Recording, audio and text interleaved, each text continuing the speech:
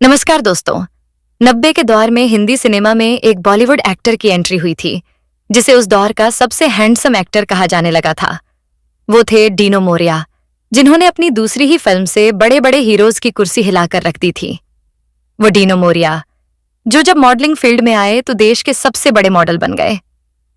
वो डीनो मोरिया जो जब एक्टिंग फील्ड में उतरे तो इन्होंने बड़े बड़े दिग्गजों को डरा कर रख दिया, जिनके लुक्स पर उस दौर में लड़कियां दिल हार जाया करती थीं। लेकिन फिर ऐसा क्या हो गया कि देश का सबसे बड़ा मॉडल और एक बेहतरीन एक्टर रातों रात हिंदी सिनेमा से गायब हो गया? क्या आपको पता है कि डीनो मोरिया के खिलाफ आखिर ऐसी क्या साजिश हुई जिसने इनका करियर रातों रात तबाह कर दिया? आइए, आज की वीडियो में हम आपको डीनो के मॉडल बनने से लेकर देश के एक बेहतरीन अभिनेता बनने तक की कहानी सुनाते हैं। साथ ही उस राज्य से भी पर्दा उठाते हैं जिसने इनका करियर बर्बाद कर दिया।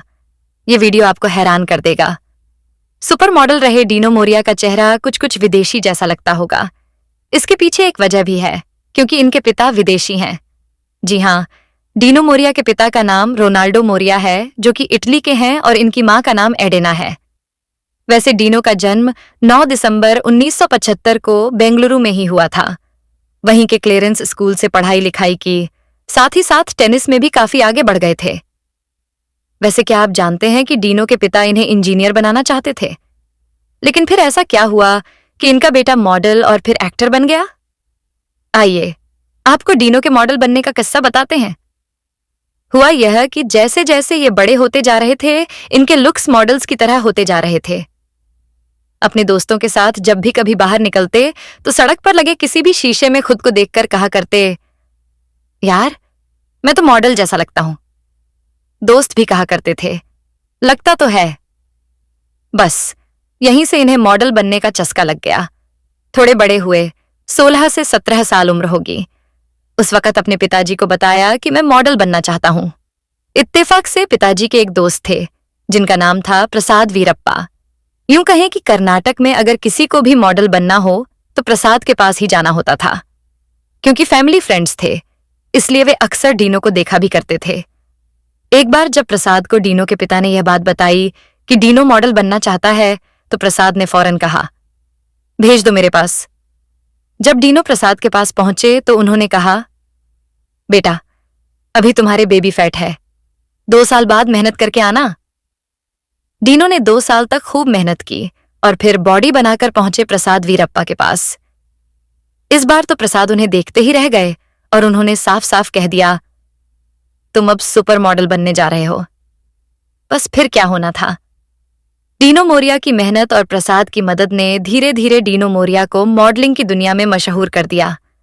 और फिर एक ऐसा समय भी आया जब डीनो मोरिया ने कमाल कर दिया, और सिर्फ देश में ही नहीं बल्कि पूरी दुनिया में एक सुपर मॉडल बनकर छा गए।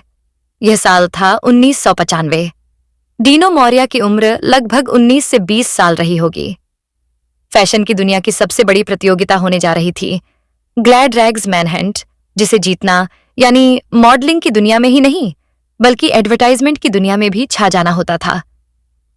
डीनो ने भी इस प्रतियोगिता में हिस्सा लिया और मंच पर जाकर जब उन्होंने अपनी शर्ट उतारी तो उन्हें देखकर पूरी दुनिया हैरान रह गई। ग्लैड रैग्स की मैनेजिंग एडिटर मोरीन वाडिया तक इनके लुक्स को देखकर हैरान हो गई थीं। डीनो ने यह प्रतियोगिता जीतकर अपने नाम कर ली और सुपर मॉडल बनते ही विज्ञापनों की जैसे लाइन सी लग गई। बड़े बड़े ब्रांड्स इन्हें मुंहमांगी कीमत देकर अपने एडवर्टाइजमेंट में काम करवाना चाहते थे। हर बड़ी कंपनी का मालिक इन्हें अपने एडवर्टाइजमेंट में रखना चाहता था। डीनो इतने ज्यादा मशहूर हो गए कि इन्हें सीरियल से भी बुलावा आने लगा। सीरियल था 1998 के आसपास की बात होगी। मंदिरा बेदी के पतिराज कौशल एक फिल्म बनाने जा रहे थे। इस फिल्म में हर चेहरा नया रखा गया। पहली बार विशाल शेखर म्यूजिक डायरेक्टर बनाए गए। राजेश खन्ना की बेटी रिंकी खन्ना पहली बार हीरोइन बनी। कश्मीर से आए एक्टर संजय सूरी की भी यह पहली फिल्म थी। अब दूसरे हीरो की तलाश हो रही थी। तभी उनकी टीम ने डीनो मोरिया का एक ऐड देखा और पूरी टीम ने कहा कि अब बस डीनो मोरिया ही चाहिए। तब राज ने कहा था, क्या वह हमारी फिल्म में काम करेगा? डीनो तो एक सुपर मॉडल है। लेकिन डीनो को फिर भी बुलाया गया। उन्हें फिल्म की कहानी सुनाई गई। डीनो को कहानी काफी पसंद आ गई, लेकिन एक दिक्कत थी, डीनो को हिंदी नहीं आती थी।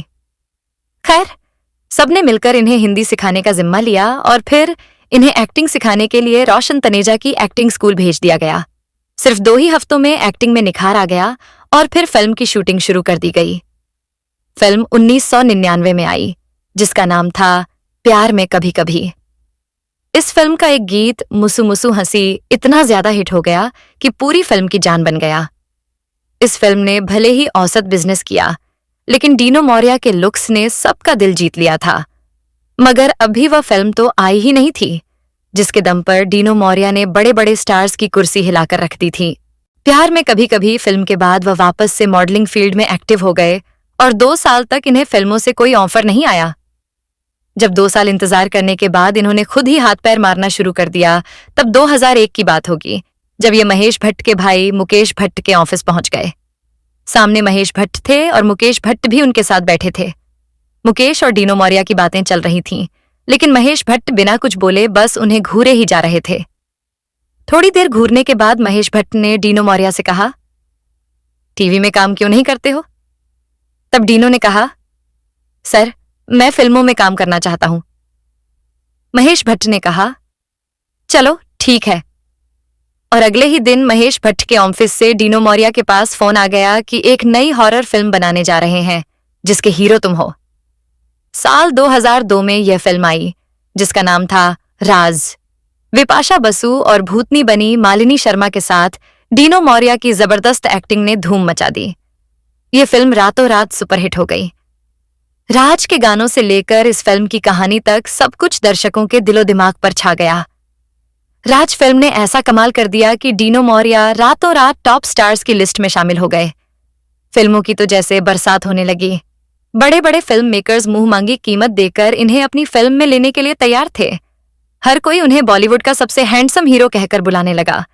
फैंस इनके लिए पागल हो गए थे। फिल्मी पंडित तो इनके अगले सुपरस्टार बनने की भविष्यवाणी तक करने लगे थे।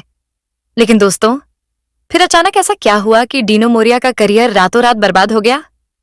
आखिर वह कौन सी वजह थी जिसकी वजह से इनका करियर एकदम से डूब गया? आइए उस रात से पर्दा उठाते हैं और बताते हैं कि इसके पीछे की वजह क्या थी। डीनो का करियर बर्बाद करने के पीछे डायरेक्टर्स का हाथ था। जब राज की अपार सफलता ने इनके करियर को एक ऊंचाई दे दी थी, उसी के साथ इनके खिलाफ साजिश भी शुरू हो गई। इन्हें ऐसे ऐसे रोल ऑफर होने लगे जिनमें केवल इनका चेहरा इस्तेमाल किया जाता था। डीनो मोरिया के साथ न जाने कौन साजिश कर रहा था और इन्हें सिंगल हीरो वाली फिल्में ऑफर ही नहीं हो रही थीं। बस गुनाह और इश्क है तुमसे जैसी कुछ फिल्मों को छोड़ दें तो ज्यादातर फिल्में मल्टी स्टारर ही हुआ करती थीं। यहां तक कि मल्टी स्टारर फिल्मों में भी इनके रोल को काफी हल्का कर दिया जाता था, जैसे बाज, प्लान, रक्त, Tom Dick Harry, fight club, आपकी खातिर और लाइफ में कभी कभी। डीनो बॉलीवुड में नए थे। फिल्मों का चुनाव कैसे किया जाए इस बारे में इन्हें पता ही नहीं था। बस पैसों के चक्कर में सारी की सारी फिल्में साइन करते चले गए। ये सारी फिल्में चली तो नहीं, उल्टा इनका करियर भी तबाह होता चला गया। डीनो को एक साइड एक्टर बना दिया गया था। लेकिन अभी भी सबसे बड़ा धोखा होना तो बाकी ही था। 2006 की बात होगी। करियर ऐसे मोड पर था कि अगर एक फिल्म हिट हो जाती तो फिर से स्टार्स की रेस में वापस लौट सकते थे। उन दिनों डीनो हॉलीडे फिल्म की शूटिंग कर रहे थे। तभी उनके मन में एक ख्याल आया कि क्यों ना राज का दूसरा पार्ट बनाया जाए। डीनो ने यह आइडिया भट्ट भाइयों यानी महेश भट्ट और मुकेश भट्ट को दिया। उन्हें यह आइडिया काफी पसंद भी आया। डीनो को लगा कि अगर राज 2 बनेगी तो इसके हीरो वही होने वाले हैं, और यहीं इनके जीवन का सबसे बड़ा धोखा मिला। महेश भट्ट ने इनके आइडिया से राज 2 फिल्म तो बनाई, लेकिन इस फिल्म से डीनो मोरिया को ही आउट कर दिया और उनकी जगह इमरान हाशमी को इस फिल्म का हीरो बना दिया। यह धोखा डीनो मोरिया बर्दाश्त नहीं कर पाए थे और उन्होंने मीडिया के सामने ही अपना दिल टूटने की सच्चाई सुनाई थी। काश इन्हें राज 2 फिल्म से वापसी करने का मौका मिल जाता तो शायद इनका डूबता करियर संवर जाता। बस डीनो का करियर इसी तरह डूबता ही चला गया। जो फिल्म मेकर्स कभी इन्हें मुंह मांगी कीमत देने को तैयार रहते थे, वे भी अब डीनो मोरिया से दूर दूर रहने लगे। वह जिस किसी के पास भी काम मांगने जाया करते, उन्हें एक ही बात सुनने को मिलती, आप बहुत खूबसूरत और हैंडसम दिखते हो, हमारे पास कोई ऐसा रोल ही नहीं है जो आपको दिया जा सके। वहीं जो ऑफर्स इनके पास आते वे इतने घटिया होते कि खुद डीनो मोरिया ही उन्हें मना कर दिया करते थे। बस इसी तरह एक दौर का बॉलीवुड का सबसे हैंडसम एक्टर साजिशों का शिकार होकर धीरे धीरे अपना करियर तबाह कर बैठा। हालांकि डीनो मोरिया को भले ही बॉलीवुड फिल्मों में फ्लॉप कर दिया गया हो, लेकिन वह बिजनेस में सुपरस्टार बन गए। जब बॉलीवुड में करियर डाउन होने लगा तो उन्होंने रेस्टोरेंट से लेकर अलग अलग बिजनेस में पैसा लगाया। किस्मत ने साथ दिया और कुछ ही सालों में वह करोड़ों में कमाने लगे। उनकी अलग अलग कंपनियां हैं जिनसे वह ढेर सारा पैसा कमाते हैं। वहीं अगर इनकी निजी जिंदगी की बात करें तो डीनो मोरिया की लाइफ में 3 लड़कियां आईं। सबसे पहले विपाशा बसु, इसके बाद लारा दत्ता और सबसे आखिर में फैशन डिजाइनर नंदिता मेहतानी। मगर किसी से भी बात शादी तक नहीं पहुंच सकी। आज भी डीनो मोरिया कुंवारे हैं। कुछ समय पहले डीनो मोरिया ने वेब सीरीज से वापसी करने की कोशिश जरूर की, लेकिन अब वह समय निकल चुका था और डीनो मोरिया स्टार बनते बनते रह गए। दोस्तों, क्या आपने डीनो मोरिया की फिल्म राज देखी है? साथ ही अगर इस फिल्म का कोई गाना आपको पसंद हो तो वह भी कमेंट में लिखना बिल्कुल मत भूलिएगा। और अगर आप हमारे चैनल स्टार मनोहर राठौर पर नए हैं तो चैनल को सब्सक्राइब करके बेल आइकन दबाना बिल्कुल मत भूलिएगा।